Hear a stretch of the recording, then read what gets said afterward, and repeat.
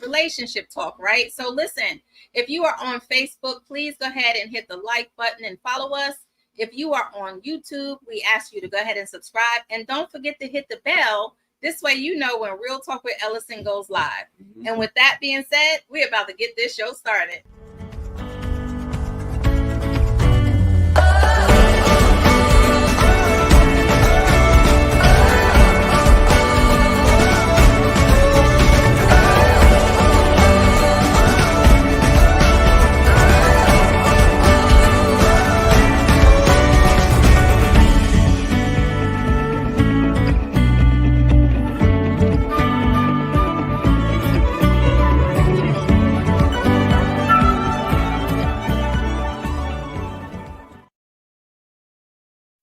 Hey everyone, welcome back to Real Talk with Ellasin. I'm Ellasin. I'm here with my other whole Eric, and I'm so excited he is joining me on Relationship Talk, right? Yeah. So Relationship Talk. Yes, it's so important. How you know it's so important that we talk about relationships, whether that be, in the church or in the world, because a lot of people don't talk about relationships, but a lot of people's relationships are suffering.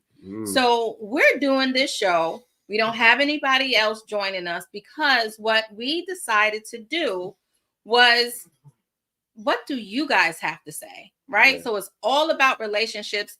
Y'all sent in a plethora of questions and statements, right? So we're going to have to do this another time too, because we're not going to be able to address each and every one of them. Listen, if you guys are online, if you have a question or a statement, please go ahead and drop it in the chat and we will be sure to address it, right? So let me say this. We're not no expert on it, and I don't think anybody is. We just been through the mountains, the valleys, the hills, the speed bumps. Okay, I can keep going. We just been through a lot, right? So we feel as if the things that we have gone through in our marriage can definitely help other people. But you know what? I mean, I think any time that you want to talk about a topic, I think you have to give some sort of credentials that can verify that you are, that can justify that you know what you're talking about. Okay. I think that, about almost going on 27 years, 26 going on 27 years of marriage. Yeah. I think that constitutes us as being well versed when it comes to things you probably should and shouldn't do. Right. Especially if, we view our marriage as being successful. Yes. Because there was a time when we was going through, we almost didn't make it, but we were able to push through, and by God's grace, we're here. So I think we are sort of some experts at it to some degree, maybe not the greatest. And with that being said, since we drop in credentials, the counselor and the coaches, right? So I'm licensed and we're both certified coaches. So yeah, we got credentials to back it up too, right? But I say that we lived it more than the credentials. Absolutely, amen. Yeah. So we're gonna jump into the first what question. The people want. These are the questions that y'all sent in. So what the people want to know? The people want to know. I like this one. It said, how can husbands earn more respect, trust, and loving, submissive wives? Woo. How can husbands earn? So basically, I'm going to rephrase the question. So basically, the question is, how can a husband earn their wife's respect, right? Their trust, and how can the wife be more submissive to the husband? More loving and submission. Right. Do you want to start? Well, I would say the way that we earn our wives' respect, because respect is one of the biggest things for a man, I think would just be, first of all, you need to be respectful. Mm-hmm. For one, I would also say that if you are a person that is, by all intents and purposes, morally, you have displayed yourself as being someone that she would be willing to submit herself to. Right. I think that makes you worthy as well. On the other hand, I think that you have to be able to cater to the things that your wife needs. Mm-hmm. And that often differs from what we think our wives need. That's right. So I would say, right, if you want to earn respect, give respect. If you want to earn trust, right? You have to present yourself as trustworthy. If you're presenting yourself sketchy, right? If you're presenting yourself as secretive, it's going to be hard for me to trust you, because even if I do trust you, your behaviors could make me feel as if maybe you're doing something that doesn't warrant my trust. So, are you presenting yourself as a trustworthy person? Are you presenting yourself as that person that I'm speaking of me, that I'm willing to submit to? Because if I'm not trusting you, if you're not respecting me, and if you're not, morally, and you don't have values, ooh, submit. We're gonna have to keep talking. And I'm talking about me, and this is real talk, and we're gonna have to keep talking, because I don't see where you're worth me submitting to, because I don't see the foundation or your fruits worth me submitting. That's just me. Wow. I think that's a question. I perceive that question as being one coming from a man, because it started off with, how can a husband earn respect from his wife? And like I said, I think we have to be able to give our wives what they need. Listen, what we think respect is and how it's obtained is different from what your wife may think. So that's why it's important that we serve her needs as well.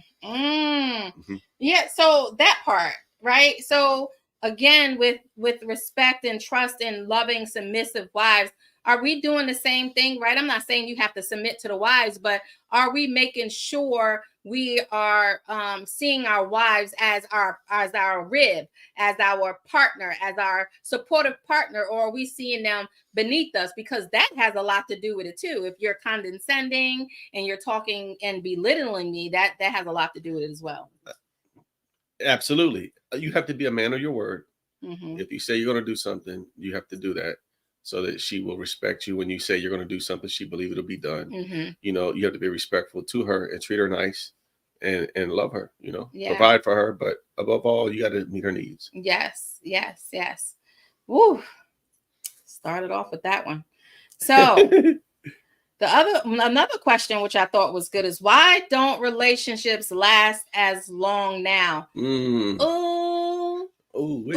on you. Go ahead. Why don't relationships last as long? What, as they did in the past? As they did in the past, right? Because you have to think about it. In the past, and from what I've seen and talked to people who are longevity, 45, 50 years married, they went through it with their partner, right? The first sign of this is rough, we didn't get to going, right? And unfortunately, right now, the world makes it seem like we have so many options. When it gets rough, I don't have to get to going with you, because I'm going to go over here to my other option, right? The other part is we're selfish. Like, we are selfish. If you are not fulfilling my needs, I'm not staying in the relationship, right? It's almost as if the access is too easy, and we can get to another person too easy. And the other part of it is, now I'm going to say this carefully, because, why would I marry you and I'm getting all them benefits already? I'm just saying, I got the whole cow and the milk and everything too, the milk and the cheese. So why get married? Why even get married? You know what I'm saying? Yeah. We giving out the privileges that belongs to a man and a woman in a relationship before we get married. So when we get married, the cow's used up. Anyway, go ahead. The cow's used up. Well, I think one of the reasons that relationships don't last as long has a lot to do with how our society is structured now. Our grandmothers and great grandmothers didn't have as many options as women do today. They didn't have the opportunity to make their own money as often and as much as women do today, which is still not equal across the board. But women make far more money than they did back in the day. There are far more opportunities for a woman to be independent and live on her own. Back then, there's probably a lot of women that may have wanted out of the relationship, but they could not leave because they didn't have those opportunities. So I think that's one. The other one, I think morally, as a society, we have declined so much that we have created options elsewhere and saying you don't have to stay in a relationship any longer. If you don't like it, just move. because I don't think marriage is valued as it used to be. Whoa, with you saying that, we say our vows, right? And we think about we saying our vows to one another, and in front of the 75 to 200 people that we invite to the ceremony, but we're saying our vows to God, and God has been taken out of the equation, and God has been taken out of the relationships. So the one that can sustain us, the third strand that holding us all together is missing. So now, if that's missing and we don't have a solid foundation, this is why it's not lasting. You hit it on the head, because in the Gospel of John, the first miracle that was worked by Christ was turning water into wine. The Bible says that Jesus was invited to the marriage ceremony. And I think it's just what you said. There's so many people that have invited everybody to the ceremony, but they did not bring Jesus into their marriage. And so without God as the head of your relationship and in the head of your marriage, I think that you are already in trouble from the start. I know secular couples, people who don't subscribe to the faith, have found ways to make it work by adding biblical principles, to some degree, but you won't have the joy and the fulfillment of a marriage unless you have God at the center of it. Right. And I mean, I agree with that. I really agree with that. God has got to be marriage to, go ahead, you read it. I think that's Lady D. Praise the Lord, Lady D. But the comment is, marriage to some is entered into with an exit plan. You're going. We don't have. Listen, we don't have prenups no more. There's no more prenups. No, we just got an exit. We got an exit plan, just in case, right? Just in case. Oh man, that's good. Just in case, right? We have an exit plan. Is the just in case this don't work out. But listen, if I'm going in it with that mentality, the just in case, and if this doesn't work out, I am already one step up for setting my marriage up for failure. That's true. Right? That's true. Yeah, you go in with a plan B just in case plan A doesn't work. There is no plan B when it comes to relationship in the marriage. There is no plan B, right? You should go into it 100% believing this is unto death. Right? Yes, I agree. That was good. I like that. They going in with the exit plan. Forget the prenup. Be out of here. That's already almost the oxymoron of what they entered in with an exit plan. That's good. Yes, okay. Yes. Another question is, how long should you wait before having kids after you get married? Well, I mean, honestly, I think that's a conversation that you should have with your spouse, because that's what you guys want to do. For me personally, I would say wait at least 3 years.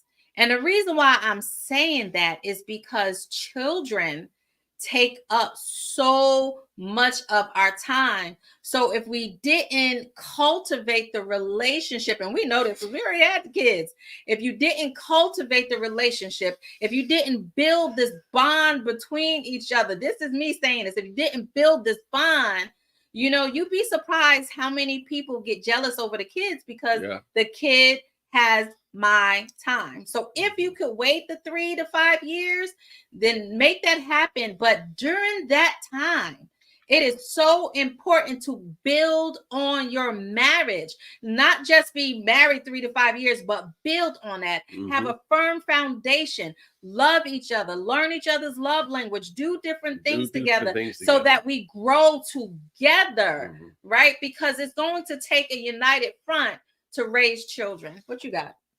Yeah, I think it's great that the question was asked, how long do you wait to have children after the marriage, when so many marriages are come about because people were already pregnant? So the fact that you are asking, how long should I wait after the marriage to have kids? I think that's a great question anyway in itself. But I do agree. I think ultimately it's up to you.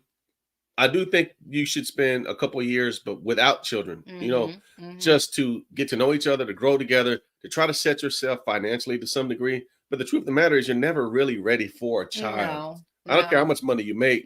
When you have a child, that's going to change a little bit when you have kids. Yeah, but we can be mentally and emotionally ready though.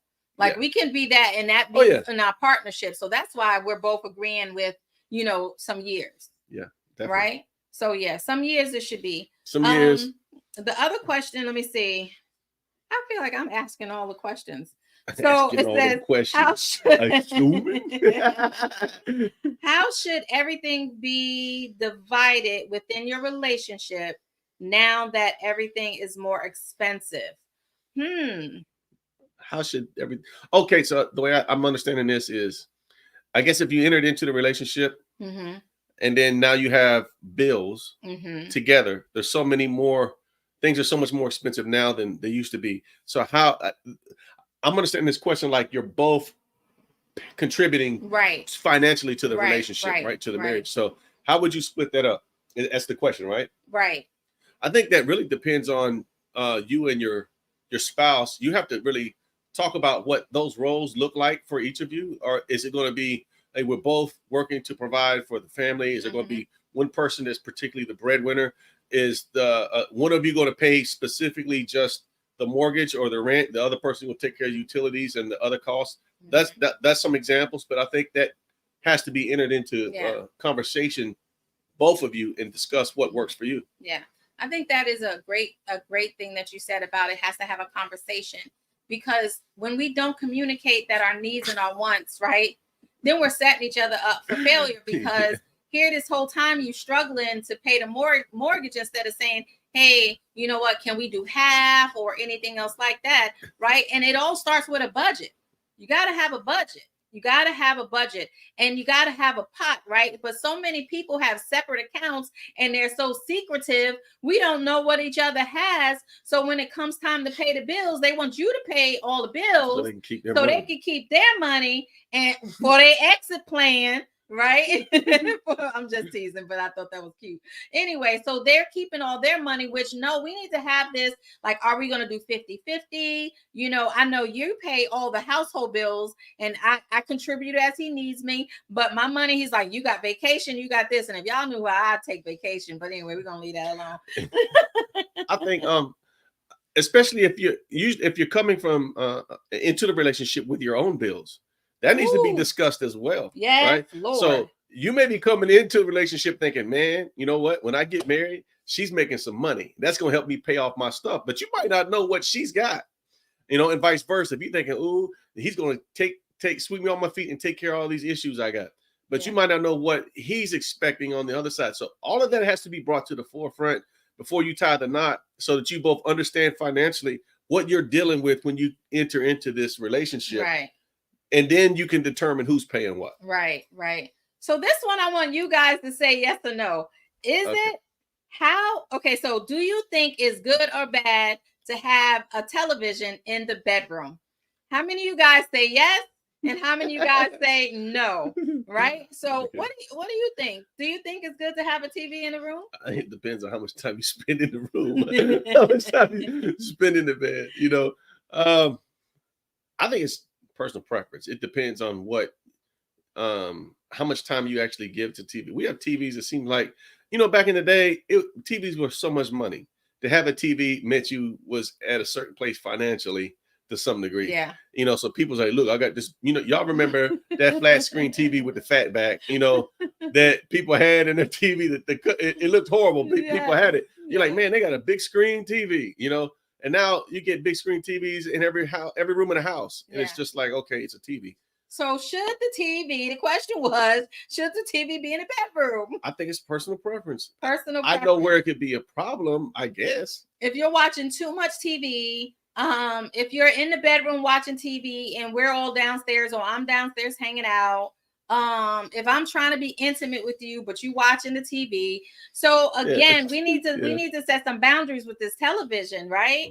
Right, because don't nobody want to be intimate to some crazy shows that we watching on TV, Real Housewives of Atlanta and all that stuff. Maybe that's the reason for the question, and I didn't really answer that question. You didn't. Should there be a TV in the bedroom? I mean, I like TV. There are shows we watch when we're laying in the bed relaxing that we like to watch together. Yeah. But I think y'all got to understand, you know, certain times the TV need to go off. And if you struggle with that, maybe you don't need a TV. Right. Right. So again, personal preference. That's personal preference. I got one. Okay. Somebody had wrote in and said, what are some red flags to look for when dating? before you get married? What are some red flags to look for? Ooh.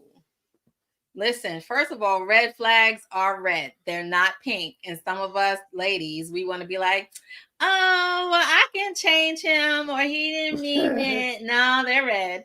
Right. So red flags are obsessive behavior, controlling behavior. What else? Right. Listen, bad attitudes.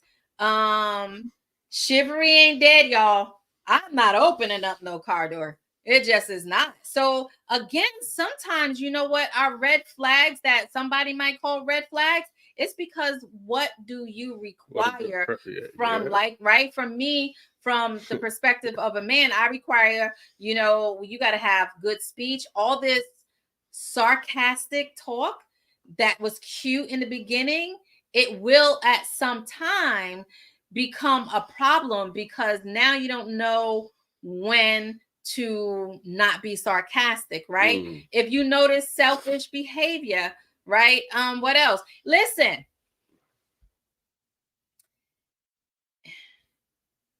What?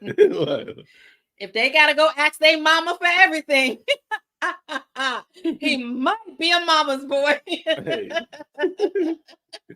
And that could be a red flag because here we're trying to have a relationship, but mom is right up in here, right? Mom is right up in here, and vice versa, right? So do they know how to pay bills? Are they too controlling? Ooh, too you got somebody that's controlling, want to control everything. Yes. That might be a problem. Right. I would say, how do they act when they get angry and when you disagree? Yes. That will tell you, you know, what, you know, that's going to be a telltale sign of how it's going to be when you're in the relationship, when you're married, and you guys get into some heated fellowship, you get into some disagreements, or you have a bad argument. That's going to be the telltale sign how they're going to react with you. If they get upset and they're throwing stuff and they're slamming stuff, you might want to be like, hold on, now that wasn't directed towards me, but I see how they act when they get angry. Right. Someday that will be directed towards you. If they get in your face, right? This is both men or women. If they get in your face, right? Nobody should put nobody. Hey, Lakita, she said, happy birthday. Thank you. Nobody should put hands on nobody, right? Yeah. And so that is definitely a red flag. And even if they're not putting hands at you, why are you jumping at me? You know, different things that we need to look for, right? And then, you know, the other part of it is I would also check the person like, if you don't know how to go through a bad time and you want to leave now every time we get into an argument, then I'm probably going to think you're going to leave me when we get into a bad time. That's an indicator of some deeper stuff. You know, every time you're using I'm leaving as a weapon. Yeah, I'm leaving. I'm out. I'm not dealing with this. I'm just going to leave. Can't stand it. What? You know, so if you're dealing with that right now and we just talking, like, man, can you imagine when you get married? Like, I gotta hear this every time something's going on, you're going to threaten to leave. You're going to threaten to leave. Right. That can be used as a weapon towards somebody. Yep. Weaponized. Right. And that's another thing.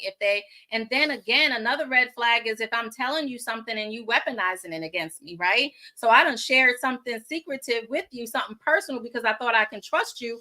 And then now here you are throwing it up in my face and using it as a weapon against me. Right. That's a form of emotional abuse.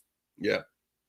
That was a good one. So here was another question: was when you're married, how do you determine the roles? How do you determine the roles? Okay, Jesus. Roles in the marriage. Well, what roles are you talking about? We know that marriage is between man and a woman, right? But if you're talking about roles within the relationship, who's going to do what? I think in today's time, that's personal preference. You know, except taking out the trash. Oh, my bad. I'm sorry. that could be a red flag. That's one of those. That's a red flag for you, right? Maybe it's a red flag. He ain't taking out the trash. We can't work, you know. But it could be for the guy. Well, if she ain't cooking, you know, I can't get down with that. You know, because women today, they look cute, but they can't make a ham sandwich with all the nails they got. You know, they don't even know how to cook no more, right? So I think today, it determines really. It's determined between each other, you know, because if you could be like, man, I ain't doing no housework. I bet you're going to do some housework. You can say that if you want to. Yeah. You know, but when those babies show up, you got to be able to give her a hand. And if you want your house clean, she's not going to be cleaning your house all the time. Especially if she's especially if I don't know. No, especially if she's working. Right?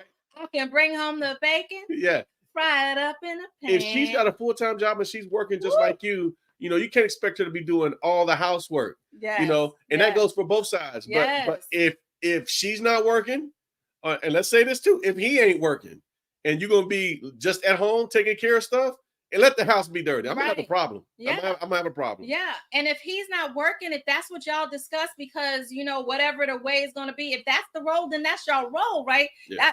So the other part is this, and I'm glad you brought this up. So the other part is this. Regardless if I'm working or not, but I've been home all day. Let's just say I've been home all day. I've been home all day. I've been taking care of the kids the right way. The house is clean.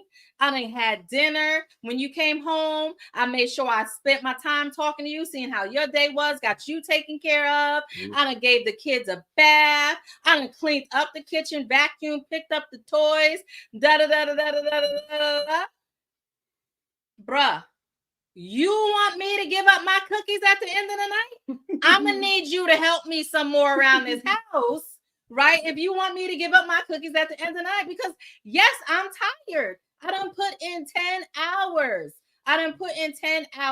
So it's important for us to make sure that we be supportive partners so that both of our needs can be met, if that makes sense. Yeah. Right. And I think it's important also, we don't get into comparing our jobs and say, listen, you was just here with the kids, but I worked a shift out in the shipyard for 12 hours. Like, we shouldn't get into comparing jobs. Mm-hmm. You was only sitting behind a desk all day. You didn't really do anything. All you had to do was, this or had to do that. There are jobs just working itself, just dealing with children itself will wear you out. Yes. And there's different types of tired. There's physically tired. There's emotionally tired. There is mentally tired. Yes. So if a person is working throughout the day, we should honor the fact that they have been working. We've all been working. We're all tired. So we need to work at it together to make sure that we get this thing going. Right. Yeah. Develop a plan. Develop something that's going to say, hey, you got this and you got that. Develop a schedule, right? Maybe Monday, Wednesday, Friday. Well, Friday, I didn't cook in my house. Fridays, y'all better figure it out, because Saturday through Thursday, dinner was done. But Fridays, I needed a break, and it's okay. And I think that's the part where we don't understand. Our partner has to support us enough to say, it's okay that if you don't feel like cooking on this day, or I got you. Yeah. Right. So that's the role that you guys have to discuss. But if communication is bad, there's no discussion and we're going to be unhappy. Mm-hmm. Right. Yeah. Mm-hmm. Right. So I think that's important. Right. And I like what you said. Lakita said mental output is just as physical demand. Yes. And that's what a lot of people don't understand. Listen, I would come home from work and I would come home from the ship and I would be so tired. Like my wife can tell you, I would come home, I'd lay down on the floor and fall asleep. Yes, with kids jumping on. Right. And I would come home and she would just start talking. And I was just like, oh my gosh. Like I don't want to talk about nothing. I don't want to hear nothing. And so I think I wasn't trying to be rude, but it was probably rude in the sense that I was like, I don't want to talk right now, But she was like, look, I've been talking to 2-year-olds all day. Like, I just want a conversation with an adult, and I was like, what? Like, I didn't even think about it that way, And so we have to be a little bit more understanding with each other. Mm-hmm. Right. So I have a question. It's that, how do you be supportive to your spouse when you can't relate to their experiences? Ooh. Tag you it. How can you be say it again? How do you be supportive to your spouse when you can't relate to their experience? Okay. We get in trouble with this one a lot. I can't relate a lot of times to emotionally how you are feeling to certain things. Mm-hmm. And for the life of me, I'm just like, I don't get it. Right. But if I say that or express that to my wife, she's going to feel like I don't care about her, which isn't the case. So I think the way that we fix that is that we have to validate their feelings as being real, validate their emotions, or validate whatever they're going through even though we don't understand it, we have to let them know that we acknowledge that what they're dealing with is a real thing. It's a real struggle, whatever it is that they're going through. Even though I don't understand it, I'm here. Yeah. Now I might not have the answer, but I'm here. If you need me, just tell me what I think that's good. What do you need me to do for you? How do you need me to show up right now? Like, that's important. How do you need me to show up? Do you need me to show up as a fixer? Do you need me to show up as a listener? Am I here for emotional support? Right? What does that look like? And maybe sometimes when I think of experiences, maybe your household might not have been the household that no, single parent, nobody's married, but then I had everybody's married in my family, been married this long. So how do we try to be there for our partner when we don't understand? In that case, that's when we need to say, okay, you know what? I really don't know what it looks like to, be in a dual parent household, but talk to me, share that with me. Right? If we think we know everything, we're not going to make it, because I don't know. Right? But ask your partner, how do you need me to be there to support you? And listen, don't say, well, I don't know. Because if we saying that, then what you here for? Yeah. I think we can also have a little grace towards our partner. If we know they didn't grow up in a 2-parent household, but we're expecting you to respond and understand, some of the things that I'm dealing with, whatever that situation may be. If we know you didn't come from that type of background and we're expecting you to understand, we got to know that you really don't. Right. So maybe you should express to them to some degree how you're feeling or how that situation has made you feel, to give them give them an example of what you're feeling. Right. Maybe. It's never the person that lets us down. It's the expectations, right? It's the expectations that let us down, because we're expecting them. But just think about it. If I don't know, sometimes we're like, well, we've been married long enough, you should know. You should know. Well, you research all this football, or you research all of this stuff about the nail salon, so you should know how to minister to me. It's not the nail salon. It's all the stats for every team, all the players. You know all of that stuff, but you ain't researched how you can be romantic with me. You know what I mean? Right. Yeah, so I've heard that from y'all. So several times. So with that being said, right, we have to make sure we are being specific in what we're saying we need, because if you're telling me I need you to be supportive, but you can't tell me what a supportive partner look like. So let me say this to you guys.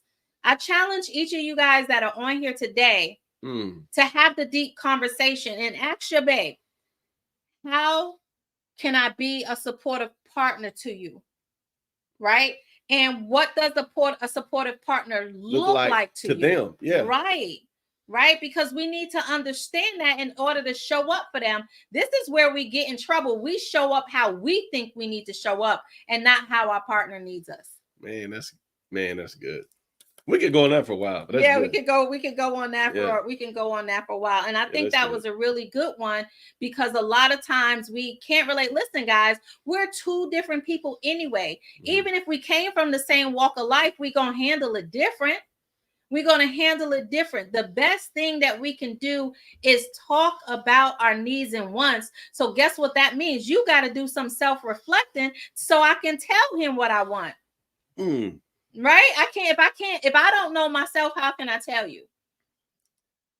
Yeah, that's because the expectation thing is a big one. It is. It is. Because in your mind, you're thinking they know what you're expecting, and they really don't. And then you get your feelings hurt because they didn't, do what you were expecting them to do. So listen, if we want our partners to meet us, guys, we have to understand where they are. If we are way up here and our partner is down here, our partner is not coming up. And this is where we get frustrated. Outside of your values and morals, you're going to have to come down some so your partner can come up some, and then y'all can grow together. You know what I'm saying? Explain, like, in what situation, when you say you're up here and you're down here? Okay. That could be in different situations. It is on many different situations. But again, if I want you to communicate with me, right? And this is something we've actually went through. My communication, like I communicate, and you didn't. Right? Yeah. So And the more I kept communicating, I was getting on your nerves. You felt like I was nagging. So what did I do? I said, help me know how to talk to you. Right? And that's what I did. I need to, how can I talk to you? What is a question? How can I ask this question without you feeling like I'm nagging? How can I that? But if I would have stayed up here with my expectations, we probably, no, not probably, we wouldn't be here today. Yeah. But because I chose to come down to where he could now see eye to eye with me and communicate, now we're both growing together. Yeah, I think also what helps is she had helped me understand that I need to tell her what I'm thinking, because I don't process information as quickly as her, because I think about it. I'm long and drawn out the way I think about things, right? I don't do the cliff notes. I'm thinking about it in novel form, right? I'm thinking about everything, yes. So she could be expressing something to me just and she wants a response right now, and I'm just like, I got nothing. And it makes her upset, But as we've grown, and she's come to understand that's the type of person I am, that she's giving me a little grace to know that I'm going to process it slower.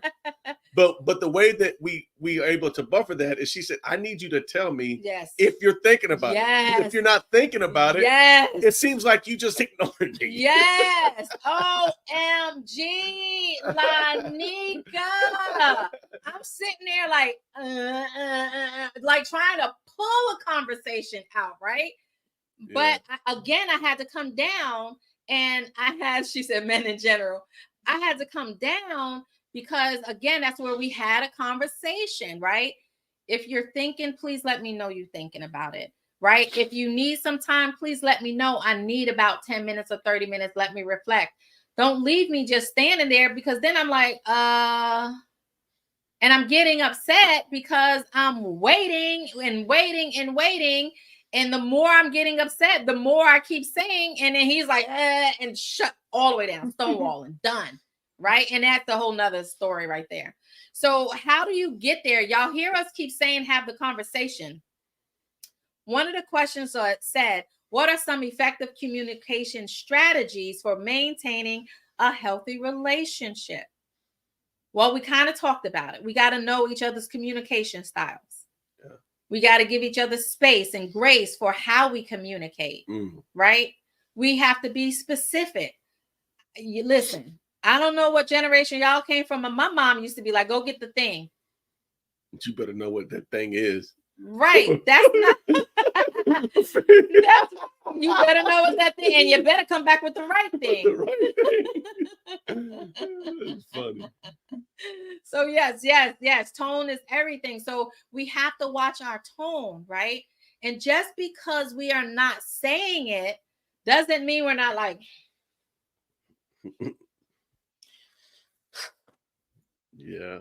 All of that right there is going to shut me down, and I'm not going to be able to convey to you what I really want to say, because that body language or nonverbals is telling me you're not interested in what I have to say. Yeah, and those can, I tend to give those off more because I'm not in a place to have the conversation, or it's not something I want to do right at that moment, or maybe I don't know what I want to say. And you're asking me for information I'm not ready to give, or don't know what they say. And it's just like, or I've heard it time and again. And the truth of the matter is I haven't done anything about it. And now it's just like, I'm frustrated with it. I don't really want to hear this. And so that's when you get the, I'm not going to come off and say nothing crazy, but or just turning away or looking up or rolling your eyes, that to your wife, that will just make her want to come unglued. Like she, at that point, unhinged. Because at that point, you're telling her almost as if having a conversation with you.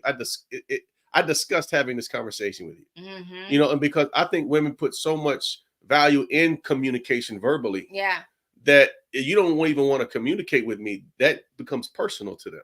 Right. And it does become personal. And then I need your undivided attention. No TV, no phones, no whatever else you're doing. I need your undivided attention. Right. And that means don't be staring up in space just because you don't have the TV or the phone, but talk to me. Right. So that is so important.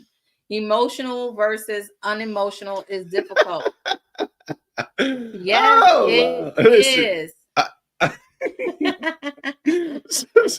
Listen, y'all see me on here laughing and everything, and maybe y'all think like I'm an outgoing person. Oh Lord. I'm an introvert. Yes, Father. I'm an introvert. I don't like to be around people, right? But I've been accused of being a robot. I've been told I was heartless. You have no emotion. Wait. So listen, remember back in the days? Back in the days when the computer screen would go black and then you would just have this little green dot in the upper corner that's blinking? Oh, that's all the way back. That's DOS days. Yeah. I told him that was like you're just sitting there like yeah. I went to screensaver mode. I just shut down. Very unemotional. So again, it took me coming down for him to come up, and now we're growing together. Because the emotion was so high. It was so, to me, it was so high. Like it was. I don't even know what to do with that. It was. I'm animated. So what I'm not going to do is I'm not going to put my hands on you, and I'm not going to prevent from acting out in character, because that's just going to elevate the situation and make her even more angry and irate. I'm just going to not do anything. And the only way I can do that is in my mind, go to a happy place and just remove myself from this situation. But it didn't help. No, it didn't. Another question was, how can you feel each other's love language? Excuse me. I think that's powerful because most of us know about Gary Chapman and the 5 love language quiz that you take. If you haven't taken it in a year, I would say take it because it changes, right? It changes often. But the thing about the 5 love languages, it is a default, right? It's default, the definition of quality time and physical touch, words of affirmation, yada, yada, yada. It is default. You have to have a conversation of what does that mean to you, because quality time to me may not mean the same to you. Yeah. Right. And vice versa. So the question again is, how do you feel each other's love language? You gotta do check-ins. Yeah. You go ahead. You can go. No, you said you got to do check-ins. Yeah, you got to do check-ins. Again, I know what I need, just because, again, words of affirmation, physical touch, different things like that, just because that's what it's high on there at that time, I need to tell you what that looks like to me, right? But I got to know that first. But also doing check-ins means I have to be aware of my spouse. I have to be aware of my wife's where she's at and where we are. So that requires me in my mind to question, am I doing what she requires? So to me, checkups mean, babe, are you good? Yeah. Have I been doing X, Y, and Z? Do you need me? Right. It's usually not what we hear. Right. And so because we're not doing that, then it comes the other way and says, you know what? I didn't get any cards or any flowers in the last couple months. And, I started to notice some things were changing. You're like, what are you talking about? I just gave you a card. You're like, that was 3 months ago. You're like, it was? Right. Man, it was 3 months ago? Yeah. And so we have to be able to check in with them without them asking us, where is this that I need? Right. Because, I know we went through that. And sometimes when we ask that, yes. And when we ask that, right, it can come off as nagging, or I was just about to do it, but because this is what he used to always say, I was just about to do it, but I'm not going to do it now because you're going to think I'm only doing it because you said something. Right. But every time I promise. Like it seemed like every single time I'm like, man, I need to get both some cards. And then she's like, I didn't get no card. I'm like, oh my God, I was just about to do that, It don't matter how much time was lapsing. He was always about to, right? Be intentional. Say, I always know you are here, right? So the other thing is we have to continue to study our spouses. Yeah. Right. We have to continue to study our spouses. What have they been doing? What have they been looking at? What have they been complaining most of? What is it? So sometimes meeting their need might be like, okay, you know what? They have been home with the kids, or they have been doing this. So, babe, I got a day out with you and the fellas, or babe, I got you a massage day set up, or, be intentional with that instead of waiting for the other to always have to say what they need. Right. But again, it was all about the, the communication and filling up the languages. If I'm communicating and being specific, babe, I need, my feet hurt, right? Or if I'm actively listening, that means I'm quiet. I'm listening to you. I'm not listening to defend myself. I'm not listening to prove you wrong, right? I'm not listening to debate you. I'm listening to hear what you're saying because I'm genuinely concerned, right? And if I don't understand, there's nothing wrong with repeating it back, right? Because we don't speak the same language. So if we don't speak the same language, then I have to repeat it back, and I have to say, babe, I heard you say it like this. Did you mean it that way?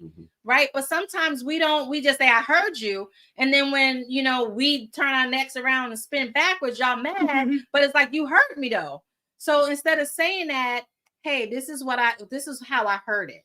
Or did you say it this way? Repeat back to your spouse. Yeah, that was good. Repeat. I seen a question that asked, is marriage sacred?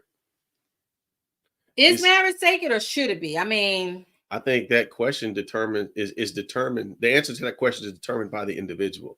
If you do not hold marriage as sacred in your eyes, then no, it's not.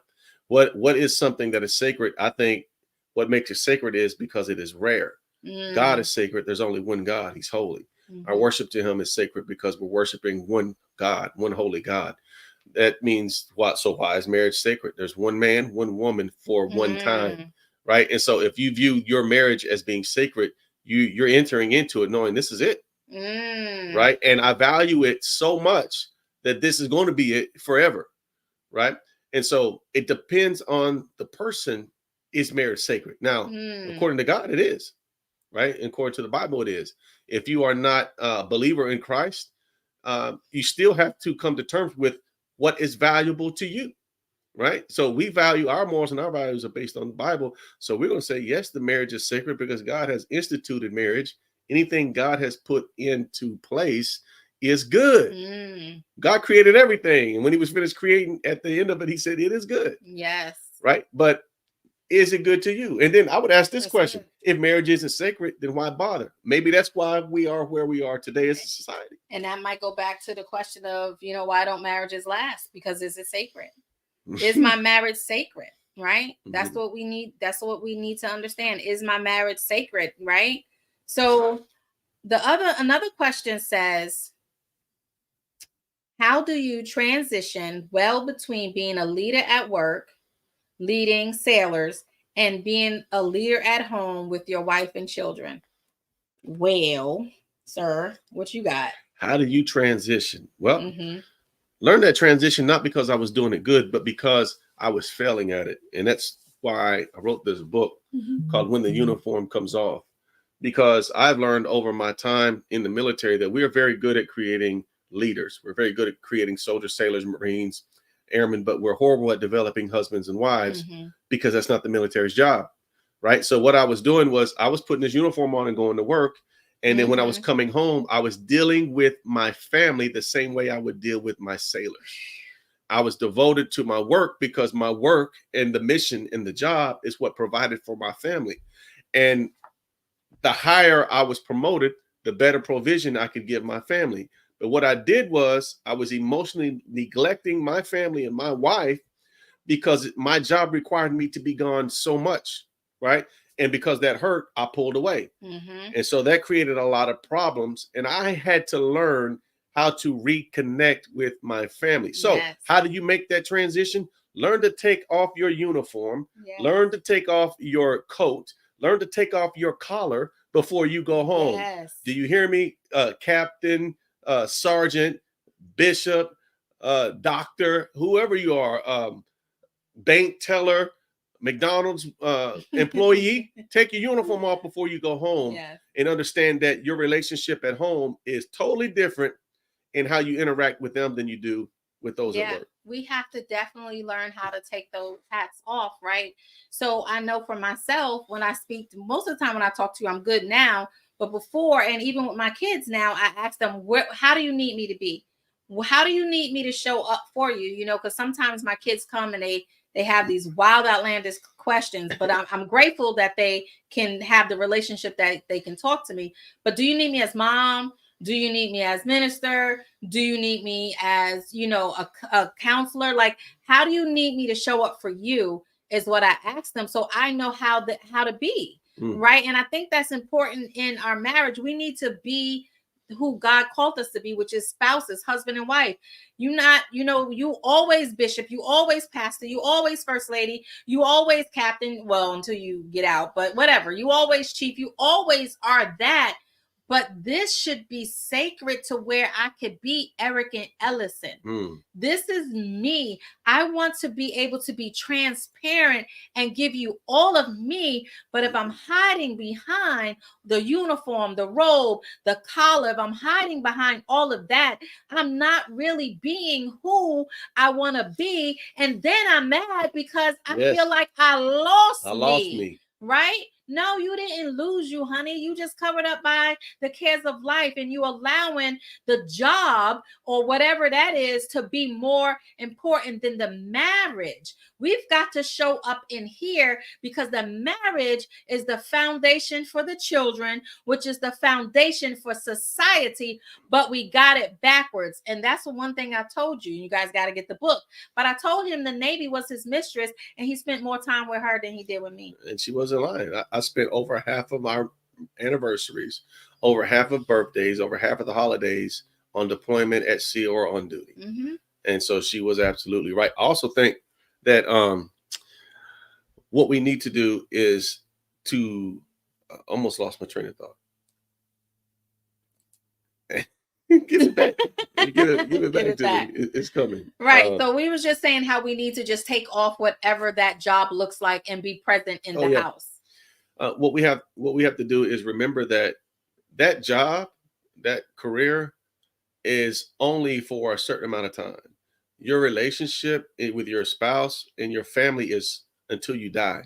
At some point, you're going to retire, and you're going to go back to the people that now resent you, that are now angry at you because you spent more time with your profession than you did with them. You showed that you cared more about the church than you did your family. And that's hard. That's a hard position to be in. But God will give us the grace to show how to work both of them and meet the needs for both sides. That's good. That's good. That's good. Should people have to take a course on marriage before they are allowed to be married? You can't get married, man. What we running here? A dictatorship? You got to go to a course, get a certificate saying you passed before you get married. Sound like a good idea. But listen, I'm not gonna say a course, but I definitely think that marriage, premarital counseling, couple counseling, relationship counseling, whatever you want to call it, is good, because if y'all notice, I say my other whole a lot. We wasn't whole when we got together. We were broke. He was broken and I was shattered. You wasn't whole for you know what I'm saying? So for a very long time. So when we got married, we had to show up, and then all of our junk got dumped in the middle of our marriage, which led to hell the first few years, right? So the thing about it is, in a couples counseling, we learn the basics of communication. We learn how to communicate with each other. We learn how to even sometimes skeletons will come out that we need to let go, that we might need to say, you know what, I'm not ready yet. Because maybe we're I call it monkey barring relationships. You left from one, you go to another, from another to another, from another to another. You just keep swinging. Ooh, monkey bar relationship. Yes. You just keep going and going and going. And we haven't let go of all them people that we've been with. And now we trying to figure out why he don't kiss us like Fred and hold me like Sam. And she don't do me like Susan. Because we ain't let go of all of this junk. And they all came up in our marriage with us. So then I guess that makes you a monkey. Giving up the monkey. So, but anyway. Woo, Lord help us, Jesus. God, so I do believe that I personally believe in relationship counseling before marriage. I do. I do so much. I think isn't required. I think it should be a personal requirement of your own, of yours. You should want to get it. I think counseling has been taboo, especially in the black community, for so long that we kind of steered away from it. But I think it is important so that we can better understand our person we're entering into covenant with, so that we can learn how to communicate with one another in those hard times. And as we become more proficient in doing marriage, maybe we can teach our kids when we have kids and raise them up, in a better way than we were raised, so that they will have been going through that class their whole life. Right. All right. I think this is the last one. Man, y'all sent in a whole lot of questions. This is going to be our last one. And I like the way they worded this. Does marriage really mean to death do us part? I like the way they worded that. Do it really mean to death do us part? It should. Absolutely. Who see, I wish I knew who was asking these questions, because no, I like that. We don't. No, what I'm saying is, because I would answer this, if you're dealing, if you are professing to be a child of God, because this is what we believe, then absolutely it is really unto death, because that's what the Bible tells us, right? He said, for this reason, man shall leave his father and mother and cleave or be joined unto his wife, right? One man, one woman. We're supposed to be with each other unto death. That's what I believe. I believe that's what the word of God says. Also, if you look at it, it is healthy for a person to be married, yes, and to be with one person. Statistics show that mentally and emotionally, it is better for a man to be married to one person, not multiple people. And I think that works vice versa. Right. So does it really mean to death do us part? I would say yes. But there are some situations and circumstances that you're not going to try to kill me and I'm staying with you. You know what I'm saying? Like if you're beating it might really be to death. Right. Like if you're beating me, or, in some situations, like, no, God don't want us to go through all of that. Right. If I'm willing to forgive for adultery, that's fine. But if you continually doing it, then clearly you're not totally sorry and repentant, because that means that you would change your behavior. And if you're constantly keep doing it, the Bible lets me know I can, leave. So there are certain situations and circumstances where no, not until death do us part. But for the most part, we don't get married with a contingent. We don't get married with the exit plan. We shouldn't get married for all of that. That's why we need to get married for the right reasons, not the money or anything else. Because then when all of that fades away, do we still have a loving marriage? Yeah, I think that's important. That was really good.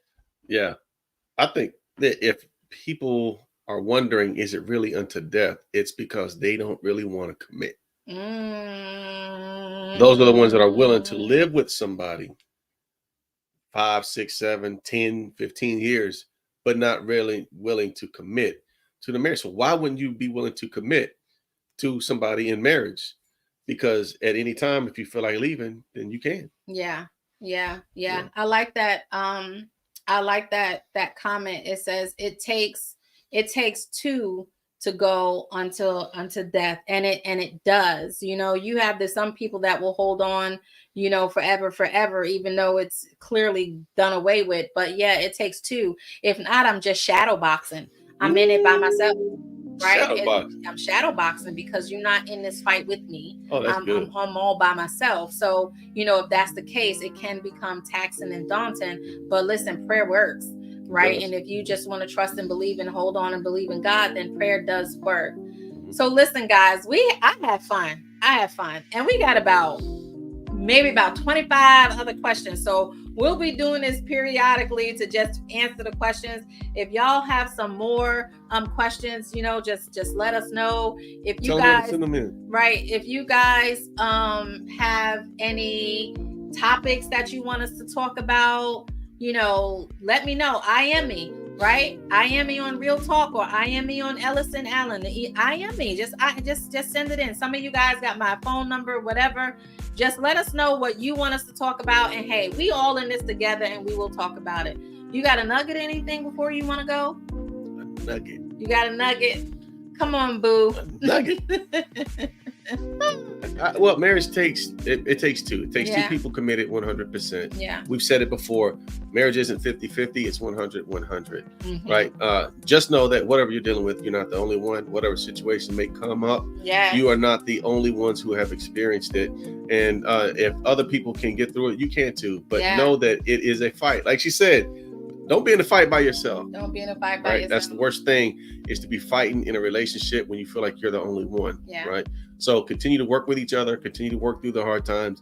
Have the hard conversations. I know it's terrible. Sometimes it's hard, but you got to do it because it builds closeness and connection between your spouse that you cannot get, or you cannot replace or find anywhere else. Yes. And I would just piggyback off of what you said. Even if I have it or find it difficult to go ahead and have the hard conversation, this is where I need to tell my partner, listen, I need you to just have some patience and some grace with me, because I am here, and let's commit to doing it. I challenge my couples, do it. Start off with 10 minutes a week and start off with, a topic, and just keep going from there. And before you know it, you will start having those deep conversations.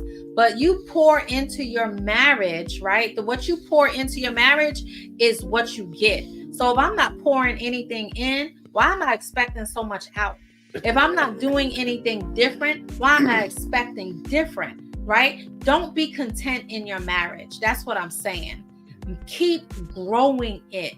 Marriage is action, because love is action. Action moves. A river moves. So you don't get stagnant. Grow your marriage. Move with your partner, right? That's my nugget. So listen, guys, tune in next week. Woo!